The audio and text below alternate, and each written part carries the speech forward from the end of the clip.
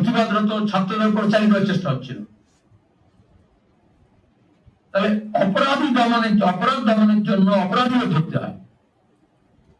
এই সরকার অপরাধ দমন করতে চাইছে না, সুতরাং অপরাধীর বিরুদ্ধে ব্যবস্থা নিচ্ছে না।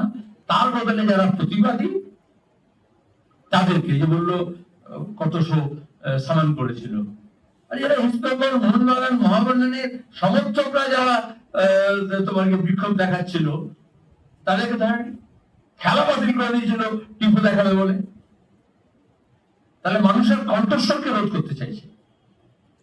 এরকম একটা ঘটনা নয়, গোটা দেশে তাই হচ্ছে, এখানেও তাই হচ্ছে।